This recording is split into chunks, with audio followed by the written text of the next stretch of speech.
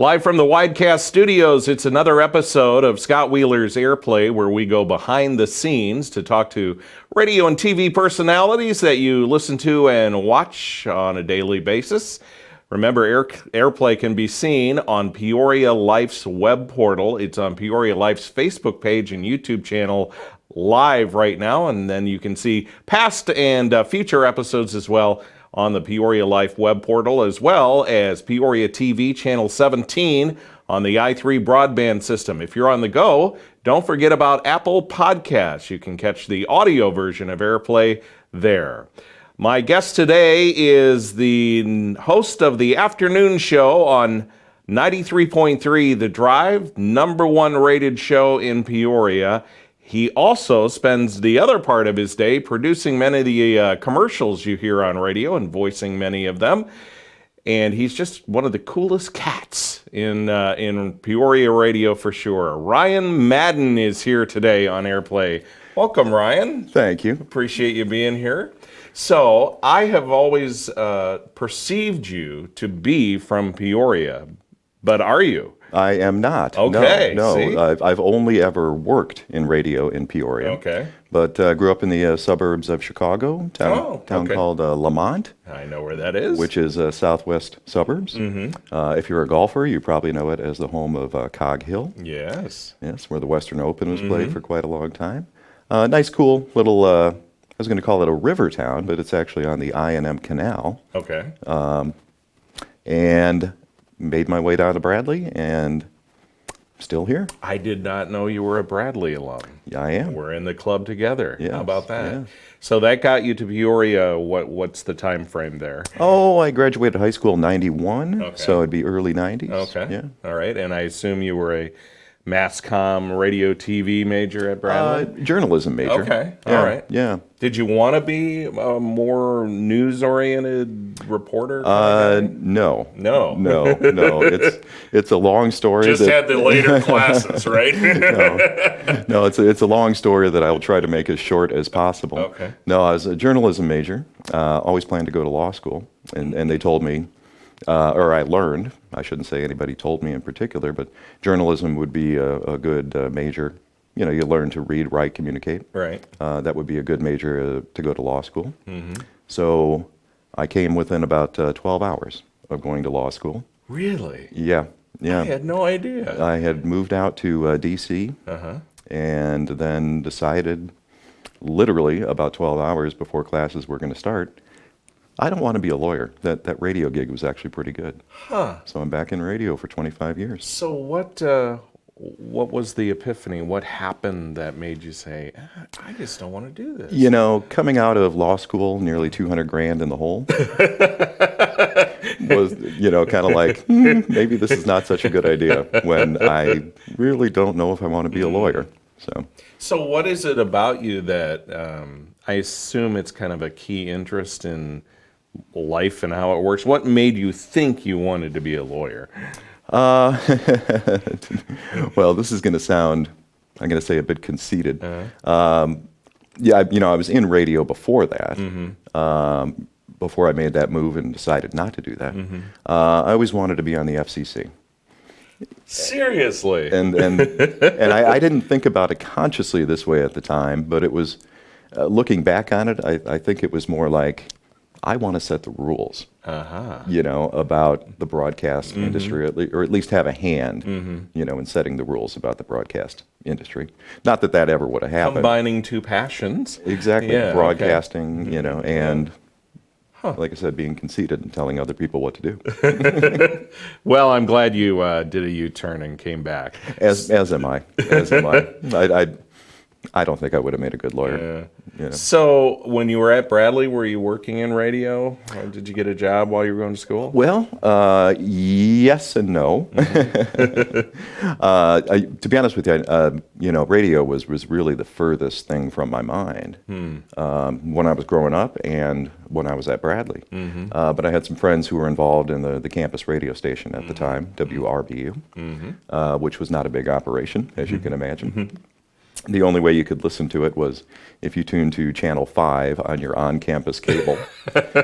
Watching TV to hear the radio. Right. So, and you'd see all these local commercials for RV places and things like that. But they did have the forecast on the bottom of the screen scrolling.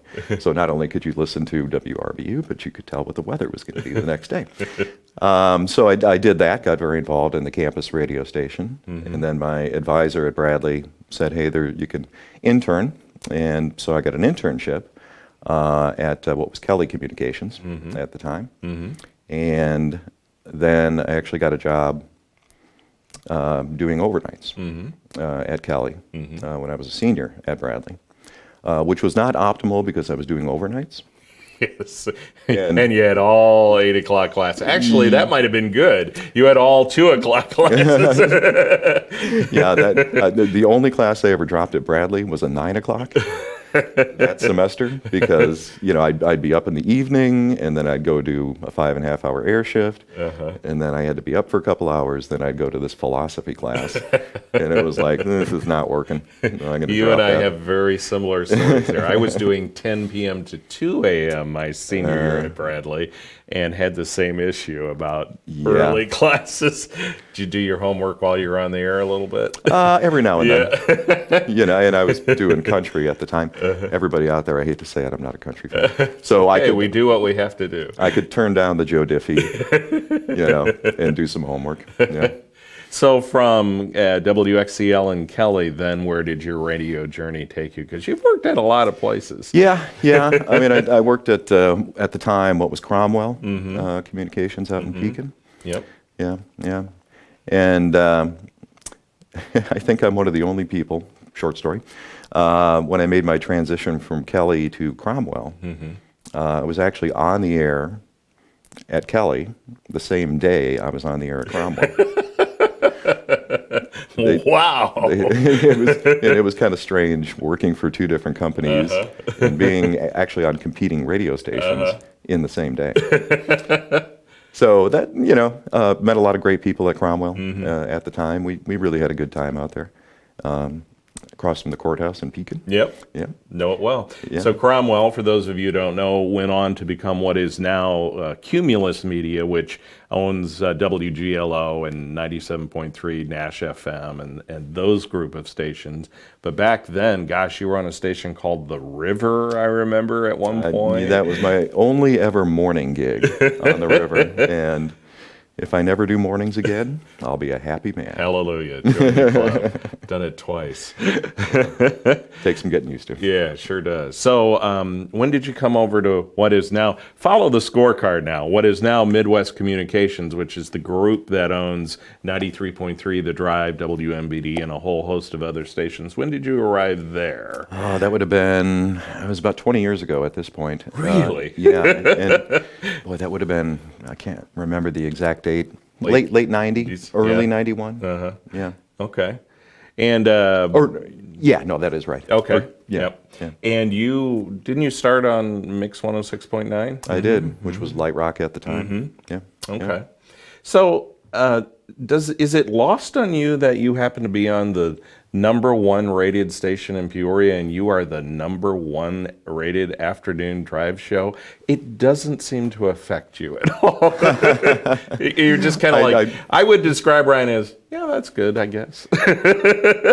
Well, a couple of things. I am very proud of that. I'm not a boastful person. I've also been in radio for a long time, and that when you think you're at the top, things can happen. That being said,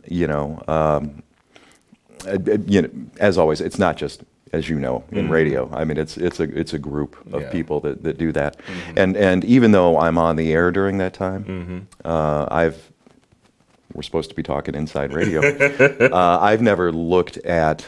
It's different for a morning show, I'll put it that way, because the morning show is much more active. I'm a little more passive in the afternoon because you're talking between songs, but I've never looked at what I do as a show. You're on the air, you're a companion to the audience. Sure. I kind of look at it that way. And the other elements you hear, the things between songs, the contests and things like that we do, and the music are, you know, the baby of other people, you know. Rick Hirschman, our program director, you know, and everybody who works, you know, to create the sound of that station. And I'm just one element of that, you know, talking every now and then. So, Well, an important one. Hey, what do you think? Because the drive has been at the top, if not the top, of the ratings essentially since its inception.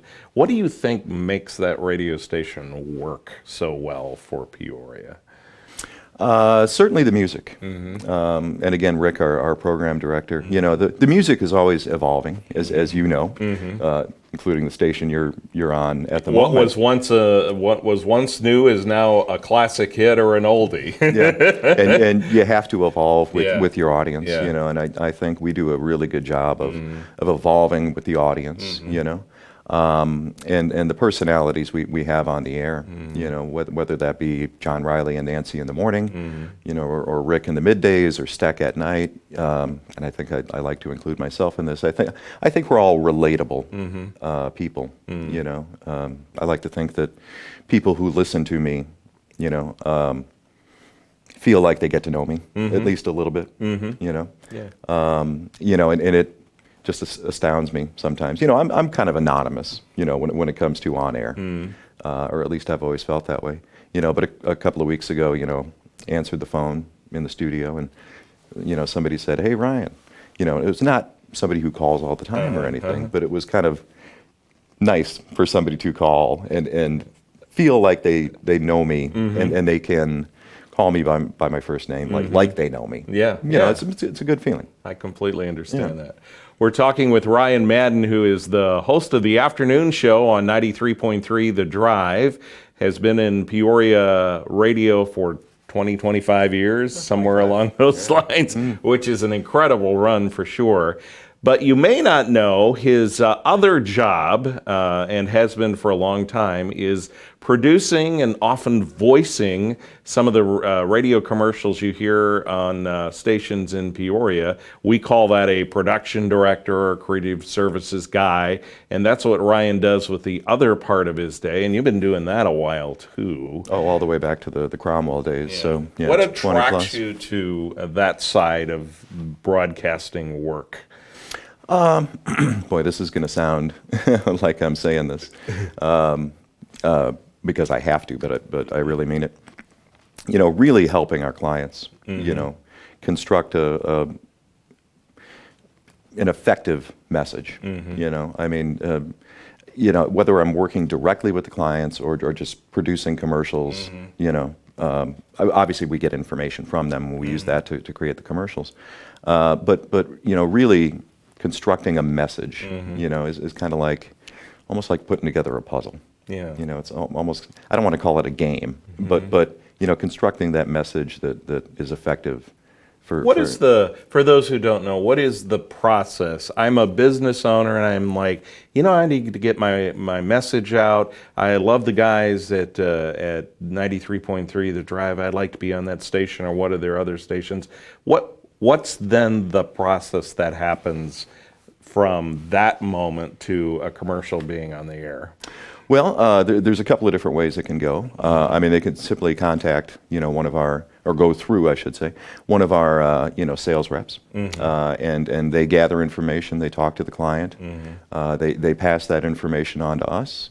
We construct a script, you know, typically pass it by the client, make sure that's kind of the message that they want to convey, and then we go ahead and produce that. So get it on the air. It's reading the script. It's adding, you know, music or sound effects or whatever is called for. Sometimes the clients themselves end up on the commercial, so it's getting them in and coaching, I would assume. Well, and that really is the part of the job that the production side that I enjoy most. You know, is working directly with the clients, whether that be in the studio when we're recording, or we do a lot of what we call marketing workshops, where you simply sit down with the clients and you might spend an hour, hour and a half, couple hours, you know, simply learning about them, learning about their business, you know, and it helps so much, you know, to have that one-on-one contact and really learn about why they're doing what they're doing. You're kind of solving a problem for them in a way. Yeah. Why aren't their cash registers ringing? Why don't they have more traffic in the door? What is their message too broad and convoluted? You're working them down to a focused goal, aren't you? Yeah, yeah. That really is the goal of that, and and it really, I think about my evolution, in time, going back to my early days of doing this job, and back in the Cromwell days, and I was the production director over there at that point too, and we had a very young staff, and we tried to be very creative, and I think we were at times. Not that we're not creative now, but creative in a different way, because back then, and this has taught me so much over time, is back then we were almost trying to amuse ourselves more than we were doing justice for the client, if that makes sense. Yeah, it does. And now, or what I've learned over time, is that you can be creative, but you always have to look at that in the context of, am I just doing this to show off myself? Or am I doing what's best for the client? If it's creative and it's conveying the message of the client, that's great. Okay. If it's creative and you're forgetting about what's best for the client, that's no good. Yeah. So in that vein, what makes for an effective commercial, do you think? And you know what the next question will be. What makes for a bad radio commercial, do you think? Boy, you need something out of the ordinary. You need language that grabs attention. And, Quickly. Yeah, quickly. Yeah. I try to spend a lot of time when I'm writing scripts, of really kind of thinking about it. And I've always looked at it like when you're writing a script, you get a good first line.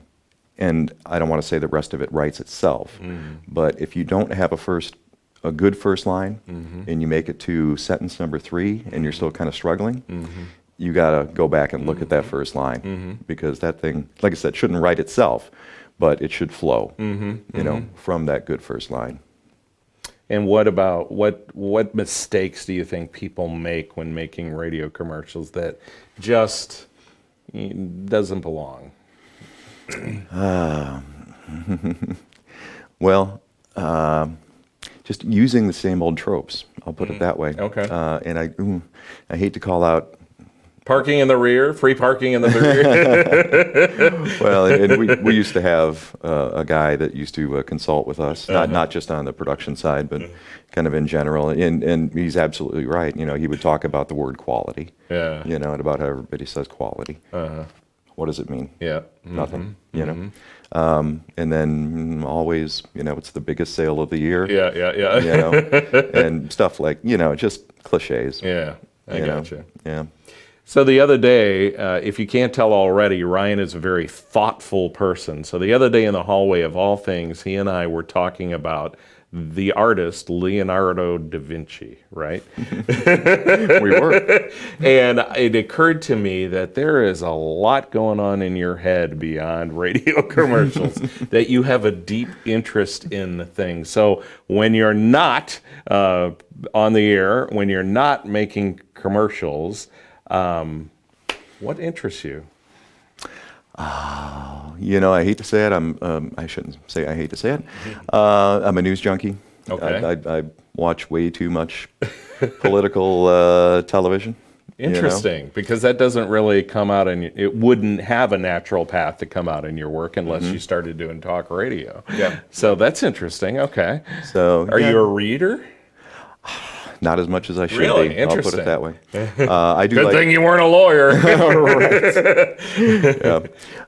No, I love to travel. I really do, and I think that's kind of how the Da Vinci discussion kind of came, or at least it was an aspect of the Da Vinci. Is it Leonardo da Vinci? Yeah. Okay, good. Which, by the way, I'll give a shout out to the Peoria Riverfront Museum, which has a Da Vinci exhibit. Oh, that's right. Right now, that going to have to get down to. But no, we talked about how I was in D.C. a few years ago, and the only Leonardo da Vinci is in classical art museum in D.C. So it sounds like, art and history kind of trip your trigger a little bit, but it's kind of the current events of the day and news. Gosh, we could do a whole show on just that. Yeah, yeah. No, I'd say both. It really is how current events and what is happening in the world now. Just having a perspective about history and how that affects today. Last night I was watching this great series. It was a rerun, but great series on PBS called Native America. Oh yeah, familiar with it. Yeah, which is wonderful. And it was a whole program on the Comanches, and it was really fascinating, because the Comanches were around, all the way up, as an actual tribe that lived traditional ways, really up until the Civil War, or after the Civil War, a little bit. But, how the government at the time dealt with them, you can kind of put that in perspective of the things that we as a society and as a government are doing today, See, isn't this an interesting guy that's so much more than Def Leppard and Lynyrd Skynyrd records? I mean, not that those aren't great, but man, I'm telling you, you are, have you always been this calm, cool, and collected?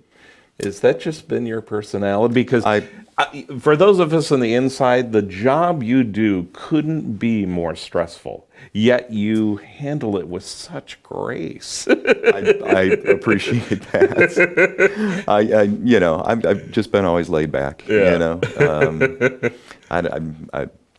That's kind of just my personality. Who you are. Yeah. Well, I'm glad that's who you are. Ryan Madden, who is the host of the afternoon show, top rated for 93.3 The Drive, and then produces many of the commercials you hear on the radio and does a great job at that. And just kind of a deep guy, and I enjoyed talking to him today on Scott Wheeler's Airplay. You can see this, of course, again on Peoria Life's Facebook page, their web portal, their YouTube channel. Ryan and I will both share it on our pages, I'm sure, and you can check it out on Peoria TV Channel 17 on the i3 broadband system. Until next Tuesday around 10 o'clock, this is Scott Wheeler for Airplay. PeoriaLife.com